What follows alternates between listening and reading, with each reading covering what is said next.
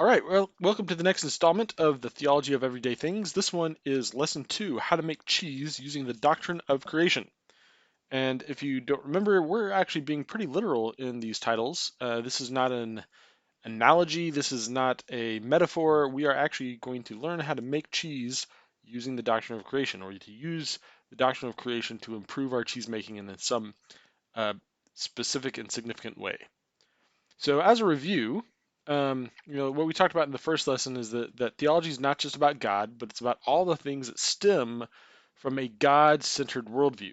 Okay, and so the things that we study about theology, it's not just preferences. These Christian theology is about true things, or things that are at least claimed to be true. So we should analyze them on the basis of this is either true or it's false, not just something that works for me or does good for me. This is something that's either true or false. The other thing that we talked about is that truth has practical value in the real world.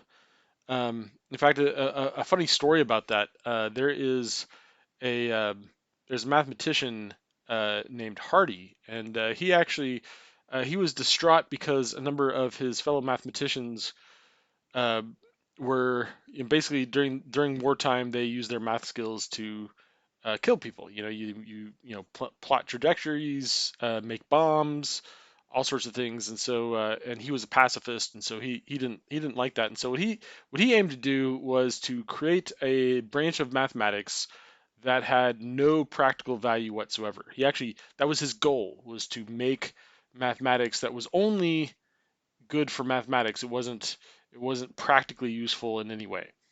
And so he decided to do prime number theory, because how could you possibly make use of describing things with, describing the attributes of prime numbers? So he did that, and the funny thing was is that um, about 20, 30 years after his research, uh, his prime number theory became the basis of of internet encryption, basically. So anytime you use HTTPS to secure your credit card transaction, you're using Hardy's mathematics, which he specifically was trying to avoid making practical usage of, especially military usage. And what is the internet except a research project of the military? So anyway, and my point in saying that is just that to say that truth tends to have practical value in the real world. Um, so if something is true, it's probably going to be useful at some point. Maybe not immediately, maybe not, it may take, sometimes it takes 100, 200 years to find the actual practical value of something. But generally, we should expect true things to give us practical value. And the other thing, and so since Christianity is true, we should expect the same from Christianity. The other thing is we need to open up our minds to using theology even in mundane aspects of our lives. So, we tend to think about theology as being for salvation and for how to be a good person, how to live a moral life, and that's true. You should use theology for those things, but theology goes beyond that. It can actually help you with everything.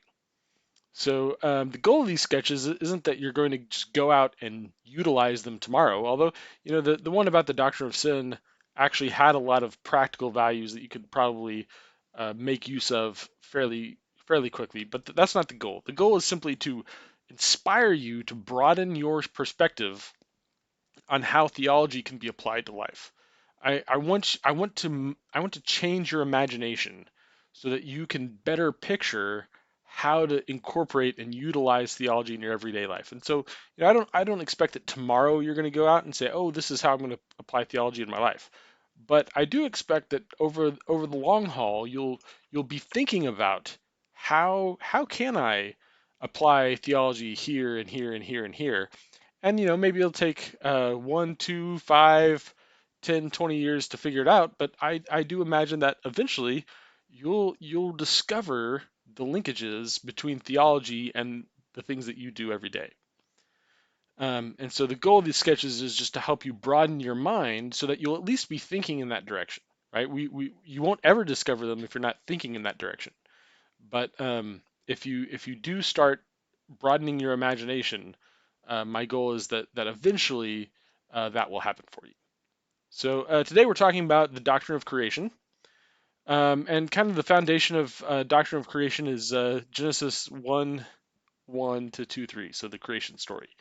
And kind of the major theological points from this is that God created everything, right?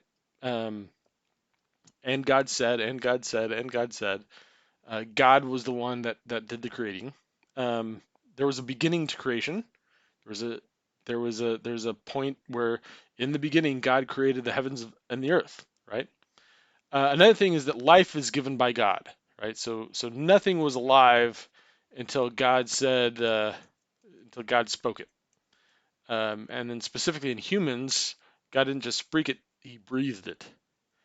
So additionally, humans have a special place in creation as stewards of what God has made. All right, so they're kind of the fundamental doctrines that are established in the opening chapter of Genesis.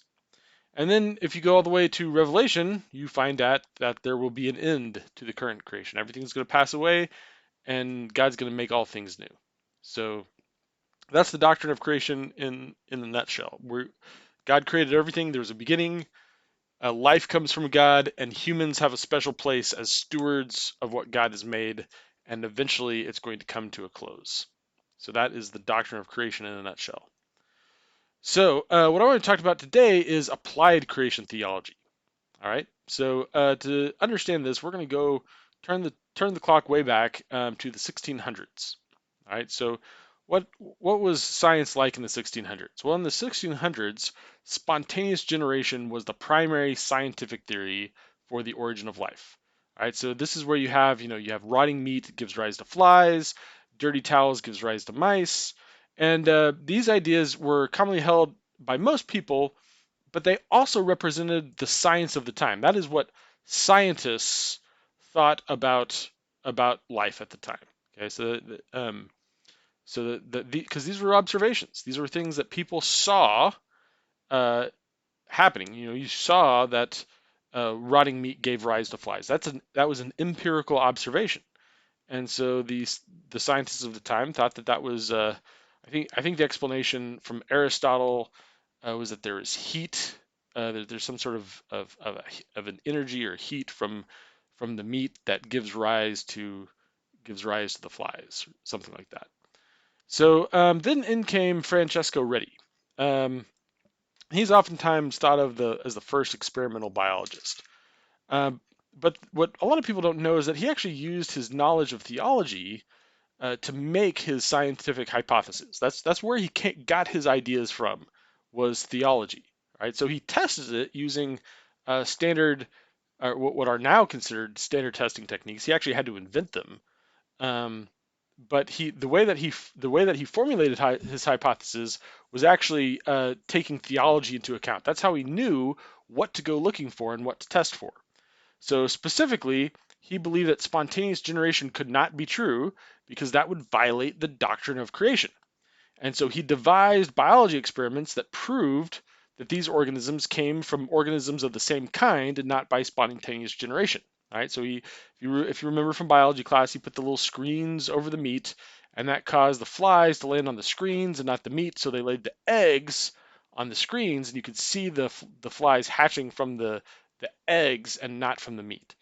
And so that was kind of the first biology experiment. And unfortunately, biology textbooks today they don't do a great idea of representing what Redi was doing. All right, because they basically say that he had some observations and some really dry thing about Redi making observations and making experiments, and that's not untrue. He did do experiments with observations, but that wasn't really his motivating. That's not what's interesting about Redi. In fact, in any scientific discovery, what we really want to know is how do they come up with that? What was it that caused them to think that way? And in Redi's case, it was theologically motivated. So let's um, so these are all from standard high school biology textbooks. Um, and let's see here. So it says in uh, it it says, so the first one says, Francesco Redi, an Italian physician, proposed a different hypothesis for the appearance of maggots. Redi had observed that these maggots appeared on meat a few days after uh, the flies were present. He considered it likely that the flies laid eggs too small for people to see. Thus, Redi was proposing a new hypothesis. So it makes it sound like Redi got all of his hypotheses from observation, and that's, as we'll see shortly, that's not actually the basis of what Redi was doing. And so anyway, so all of these are very dry descriptions of Redi having some observations and forming a hypothesis and making experiments. And it's not untrue, but those are not really the motivating factors. But that's how school books describe what Redi is doing. All right, so now what we're going to look at is how Redi himself describes what he's doing. All right, so this is the introduction to Redi's book on his experiments. And here's how he states it. He says, I shall express my belief that the earth, after having brought forth the first plants and animals at the beginning, by order of the supreme and omnipotent creator, has never since produced any kinds of plants or animals, either perfect or imperfect, and everything which we know in past or present times that she has produced came solely from the true seeds of the plants and animals themselves, which thus, through means of their own, preserve their species. All right, so that is Redi's own book where he introduces these experiments. All right, so this is a radical difference from what you can see in the biology textbooks. So I find it interesting that the science books basically just paper over Redi's theological foundations, and to some extent I understand, because they're not there to teach theology, but nonetheless they're literally telling you an incorrect story about where Redi got his ideas. And so that actually happens quite a bit in descriptions of science history, because the actual ways that people came up with their ideas is actually so much more fascinating than we read about in textbooks. And I wish they would either, you know, don't tell us about it if you're not going to tell the truth about it, or tell the whole truth, which actually I'd prefer. So after this, we have Hooke and Leeuwenhoek discovering microbes, and they basically invent the microscope and methods of looking through it to find microbes. And so, so what Redi found was things that you could actually observe with your naked eye. Here we discover that there are things that you can't see with your naked eye. And so basically, what kind of happened is, first of all, not everyone, despite the fact that Redi had experimental evidence for his claims, not everyone believed them. And additionally, people thought that, well, that might be true for the bigger things like flies and meat, but these microbes are actually really, really simple, and therefore they probably could arise by chance. So then we get to Pasteur. And so Pasteur discovered that milk spoilage was caused by these microorganisms. And as I said, despite the work of Redi, spontaneous generation was still popular in Pasteur's day. And so basically, using more advanced equipment, Pasteur showed that microorganisms do not spontaneously generate either. Okay? And so from that, we get the pasteurization process, which I consider to be applied creation theology. And so the reasoning goes like this. So Pasteur discovered that microorganisms cause spoiling. Theology tells us that life only comes from existing living things. That is where Redi and Pasteur got their ideas. So yes, they demonstrated their ideas using experiment, but the source of their ideas was theology. They would not have thought to do the experiments if it were not for theology. So science says that microorganisms cause spoiling. Theology says that life only comes from existing living things. Engineering says if we manage to kill everything within a system and seal off that system, then new microorganisms won't be able to grow. So that's the thing, is that if life only comes from life, that means that if you kill off everything, then you're not going to get new organisms. And so that's the pasteurization process. The pasteurization, so if you've ever heard of pasteurized milk or pasteurized cheese, the pasteurization process is basically creating an engineering process out of theological reasoning. It combines science, theology, and engineering into a process that makes that allows us to store milk longer without it spoiling. So anytime, what I want you to take from this is that anytime you go to the dairy aisle and you see milk and cheese at the grocery store, I want you to take a moment and meditate on the fact that this was brought to you by theology. This whole dairy aisle of the grocery store was brought to you by theology. See, you can see it's pasteurized cheese, pasteurized milk, right? So they're pasteurized. This is going through a, uh, a, a an applied creation theology, right? A method that's based on creation theology. Of course, so I want you to keep that in mind because a lot of people think that theology is not practical, that we don't have practical benefits from theology. But the fact that we can have milk and cheese in our grocery store is based on applying creation theology. But that's not the only time that the doctrine of creation has helped science. Okay, so we're going to look at a few other places where the doctrine of creation has come in handy. So we're going to start out with after its kind. So in Genesis, there's a lot of after its kind. So it says, then God said, let the land produce vegetation, seed-bearing plants and trees on the land that bear fruit with seed in it, according to their various kinds. And it was so. The land produced vegetation, plants bearing seeds according to their kinds, and trees bearing fruit with seeds in it according to their kinds. There's in Genesis, there's a lot of according to their kinds, according to those kinds, after its kind, that sort of thing. So Linnaeus, he recognized that in this verse, the Bible is emphasizing the importance of reproduction. All right. And he also noticed that the Bible was saying after its kind is the main demarcation of different types of plants and animals. So now, prior to Linnaeus, many people don't know this, but before Linnaeus, plants were primarily categorized by their uses because plants, they didn't have medicines and chemical factories and whatnot. They had plants, and so they categorized plants based on what they were used for. So what Linnaeus did is Linnaeus changed that, and he said, well, the Bible is focusing on reproduction. So Linnaeus decided that reproduction was going to be the primary means of categorizing plant species. And so basically he looked at the reproductive parts of plants and used them to describe uh, how these different plants were related to each other. And so, and his methods continue to be important to taxonomy today. Right. So then you have Gregor Mendel, and most people are familiar with Gregor Mendel's work. It's usually talked about in most biology books. He had the pea plants and hybridized them and showed that they either were wrinkly or smooth. There weren't really in between ones. There are several different characters that you either got the character or you didn't. You didn't have some sort of in betweenish nature.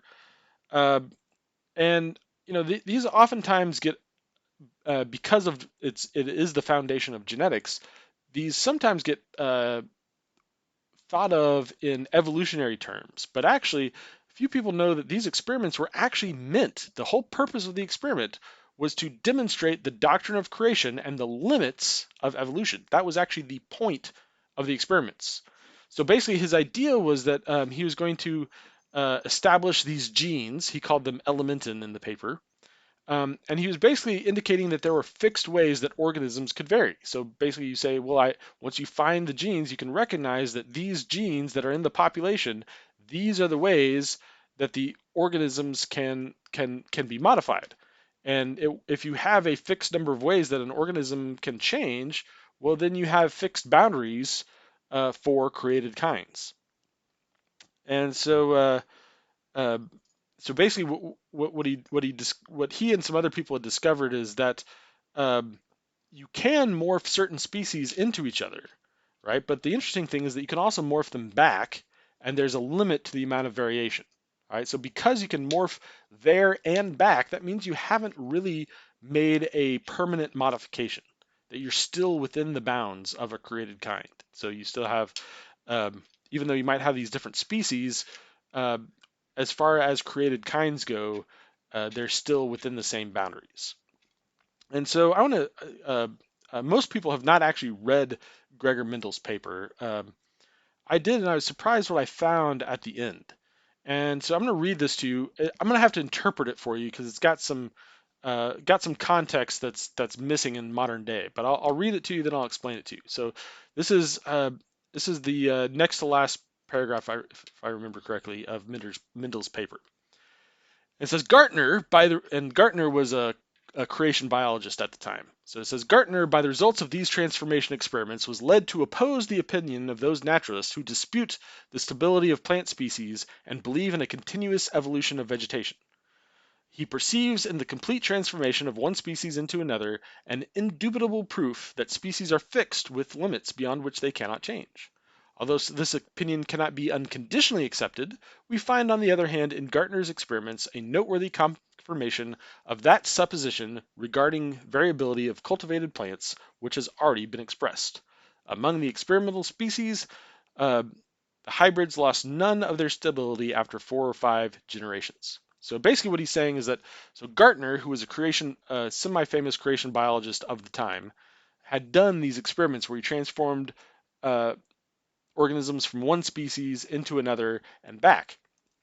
And because he was able to do these experiments, he opposed the opinion of naturalists who dispute the stability of plant species and believe in a continuous evolution of vegetation. So he disputed the evolutionists. Okay, Gartner, the creationist, perceives in the complete transformation of one species into another an indubitable proof that there's fixed boundaries, right? And so what Mendel said is that although it can't be unconditionally accepted, right? Because Mendel's being a good scientist, he's saying like, well, we don't have 100% proof. Nonetheless, with the discovery of these genes, the idea of genes and elementin as he called them, the discovery of these genes give us a mechanism basically to understand Gartner's experiments. And once you understand this mechanism, you realize that this actually is really good evidence that Gartner was correct, that there were fixed boundaries because there's only so many genes and uh, and the genes are you get the genes by crossing, making hybrids, and so you're basically there's a limit to how you can source your genes and where they come from. So anyway, so he basically says that his experiments give validation to Gardner, although not quite proof. And so anyway, I find it really interesting that there was in Mendel's day. It wasn't exactly the same creation evolution controversy that we have today, but there was a creation evolution controversy, and Mendel specifically built genetics uh, for. I mean, this is his concluding paragraph. His whole point in writing this was to show that Gartner was on the right path, that the creationists were basically right, and he came up with a mechanism to show how the actual biology worked that allowed for the creationist hypothesis to be true. I would love to tell you about information in the genome because that is a fantastic, fascinating story. But I would literally be talking to you for hours if I did that. So I'm going to skip over that. The if you want something to read, Darwin's Black Box is a great book. Um, but none of these books have all the information you need because there's just so much of it.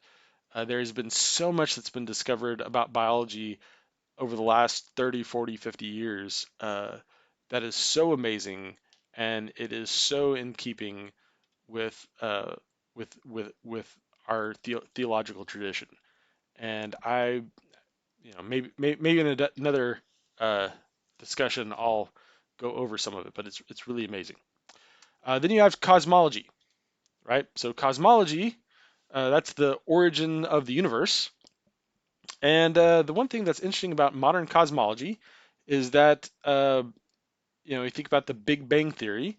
What does the Big Bang Theory show? The Big Bang Theory shows that the universe had a beginning. Okay. Now what's interesting is that now you might disagree with the specifics of the Big Bang Theory or might not.